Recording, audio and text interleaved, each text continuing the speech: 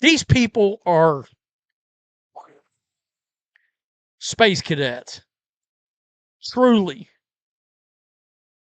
How do you go from a pro-women's rally to bringing up January 6th? Oh, because I'm triggered by anything that might be right-leaning. You are the one twisting what she said. You are the one promoting hate. Talking back to Chris Williamson. People are done with this shit. They are. There's no such thing as an anti-trans march or movement. WNBA fans and media have been alarmed by a, quote, support Sophie rally taking place outside of the Seattle Storm venue before they host Cunningham and Caitlin Clark's Fever team. He frames the whole thing in one line. People are livid because a woman playing a women's sport came out and supported women, and now people who want to rally around her are the problem too. And whatever side of this you land on, that framing is where the entire fight actually lives. Because both sides are arguing about the label before they ever argue about the substance. One camp says pro-woman rally. The other says anti-trans rally. Same few dozen people, same parking lot, two completely different headlines. Here's what I keep coming back to. The rally already happened. It was Tuesday, and almost nothing anybody predicted about it turned out to be the story. Let's get into what they were actually afraid of. Profile in which she expressed support for female-only sports and locker rooms. Again, it is amazing that that is controversial. That's where we're at. That is where we're at. Unbelievable. It's being called dangerous by media members. That's the word that did the work all week. Dangerous. And I want to hold that one up to the light, because we now know exactly how dangerous it was. A few dozen people showed up outside Climate Pledge Arena. There were counter-protesters. Nobody got hurt. The Storm's own head coach, Sonia Raman, said afterward the building worked with security and everybody felt welcome, and a spokesperson for the coalition organizing against the ballot measures said the atmosphere out there was largely peaceful. When the two opposing sides both come out and say it was fine, the dangerous framing didn't survive contact with a Tuesday night. But let's back up to what was actually announced. Support Sophie Cunningham pre-fan rally. Join fellow fans to cheer for Sophie and celebrate women's sports. And that's controversial. These people are space cadets. Truly. Here's the announcement text. Alarmed by a support Sophie rally organized by political groups. And that word, political, is doing something honest, actually. Because this wasn't purely a fan club. Reporting from ESPN and the AP afterward confirmed the crowd was also promoting two Washington state ballot initiatives. IL 26638, which would bar transgender students from girls' school athletics, and IL 26001, a Parents' Bill of Rights expansion. That matters, and I think both sides skipped past it. If you're pro-Sophie, pretending it was purely a cheer squad undersells it. If you're anti, pretending it was a hate mob oversells it. It was a political rally, organized by political groups, about a ballot measure. Call it what it was. Which brings us to what Cunningham actually said. On the head, Cindy. As long as those right don't resemble January 6th. Did you brought up January 6th. Whoa. Whoa. Psychotic. Okay. How do you go from a pro-women's rally to bringing up January 6th? Oh, because I'm triggered by anything. July 22nd, ESPN profile, female-only sports and locker rooms. That's the sentence that started all of it. And if you're going to react to this story, you'd better know the actual quote. She told ESPN she'd gotten feedback accusing her of hating trans people, and said she'd never once said that she's there to extend love, but that with love comes honesty, and she wants to protect young girls in a locker room and in sports. Then she was asked about it before the next game and doubled down, said she stands on what she said and thinks it's common sense. You can agree or disagree, but let's be precise. She made a claim about eligibility categories, not about anyone's worth as a person. Whether the media coverage reflected that distinction is the entire fight. Cindy, you sound like a college freshman. Act like an adult that isn't perpetuating buying into online narratives. People have had enough of this shit. They're pushing back. Shut up. You are the one twisting what she said. You are the one promoting hate. Talking back to Chris Williamson. People are done with this shit. They are. It's amazing that that is controversial. And then he pivots to the WNBA, having the largest LGBTQ fanbase share of any league. He says it like it's a gotcha. I'd say it's the most important context in the story, and he's underselling it. This league was built by that fanbase. They bought tickets in 1999 when nobody else did. So when a rally lands in Seattle specifically, you're not walking into a neutral parking lot, you're walking into a room that a lot of people consider theirs, and the reaction was always going to be enormous.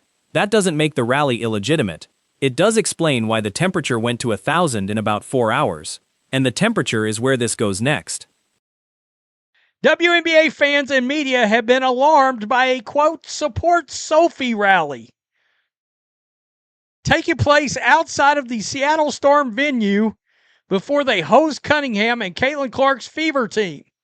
The following announcement was made by various political groups leading the rally. Quote, women are real.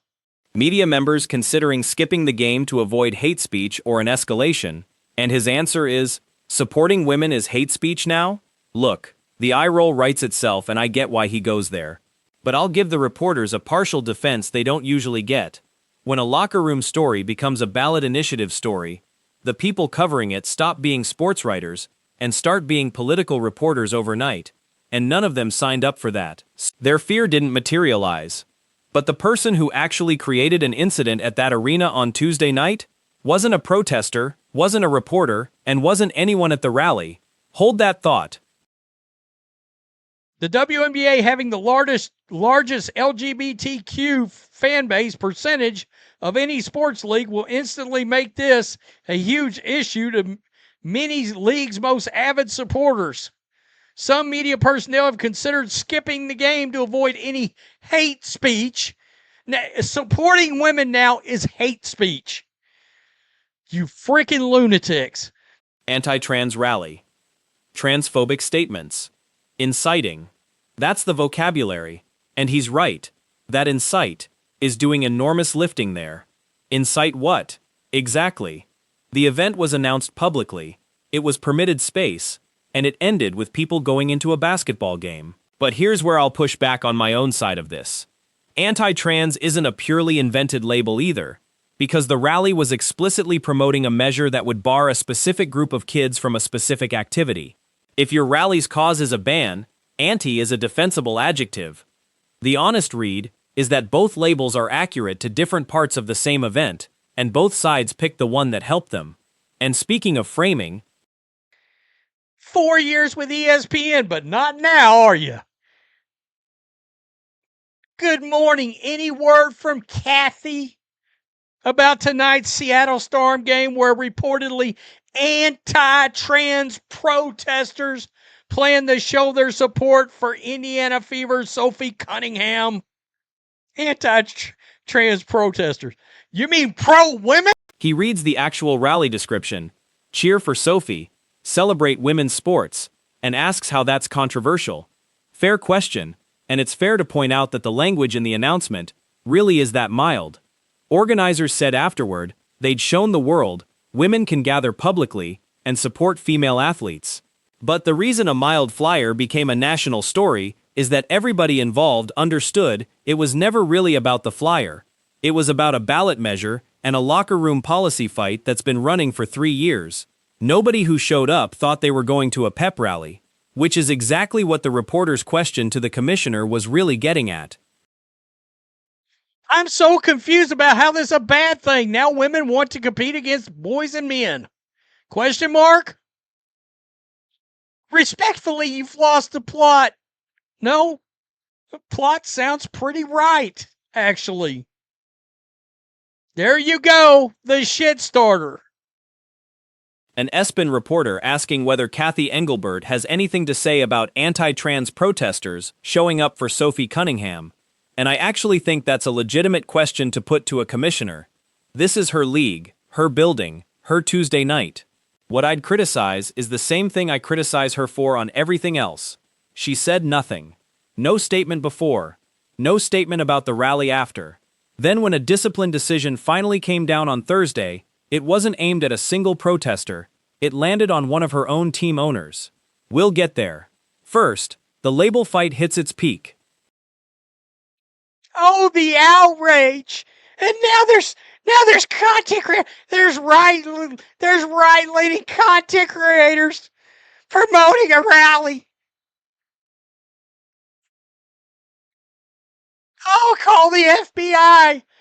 You mean my boy Cash? We inviting him?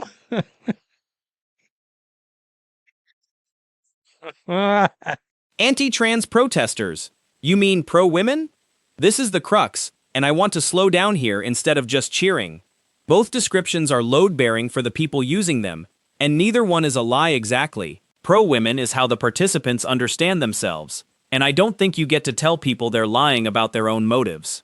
Anti-trans is how the people affected by the ballot measure understand it, and I don't think you get to tell them the effect on them is imaginary either. What you can criticize, and this is the fair hit on the coverage, is a newsroom picking one framing and presenting it as neutral description rather than as one side's characterization. That's a real editorial choice. Now about the January 6th thing. The following announcement was made by various political groups leading the rally. Quote, "Women are real. Known heretic and Brandy Krause are organizing a celebratory pregame fan rally with local female athletes." Somebody brought up January 6th in a thread about a WNBA pregame rally, and yeah, that's a stretch and it deserved the reaction it got. A few dozen people with signs about a chromosome shirt outside an arena is not a comparison anyone should be reaching for, and reaching for it is exactly how you convince the other side you're not arguing in good faith. But I'll say the quiet part. The escalation ran both directions all week. One side reached for January 6. The other side spent the week calling reporters lunatics and space cadets. Neither of those is an argument. And then Tuesday happened, and gave everybody something real to actually argue about. There will be an anti-trans rally in Seattle tomorrow, ahead of the Storm game against the Fever, in support of Sophie Cunningham's latest public transphobic statements. I thought it was online fans only. That she's inciting. They love using that word, incite. Somebody, oh my goodness, inciting. He lands on it. Pro-women, pro-girl, pro-fairness, and what's wrong with freedom of speech and protesting? And here's my closing take. Because the story ended somewhere nobody predicted. Two teenagers walked into Climate Pledge Arena wearing XXXY athletics shirts that read, "Thank you Sophie for speaking up for girls." A Storm co-owner, Celeste Keaton, allegedly cursed at them and called them insane. The Storm apologized Wednesday. The WNBA fined her and suspended her from 5 home games on Thursday. So after a week of the league being warned that protesters were the danger, the only person the league actually disciplined was an owner, for how she treated 2 kids with a sign. And Cunningham's own response to it was the calmest thing anybody said all week. That biological girls, biological boys, trans women and trans men are all welcome at her table, and you can disagree and still be kind. That's the story. Everybody spent 7 days bracing for the crowd, and the incident came from courtside. Anti-trans protesters. You mean pro-women? Is that what you're trying to say? Got to be more damn careful. You mean pro-women? My understanding it's a pro-biological woman and girls rally. I thought feminists liked that sort of thing. Of course they don't.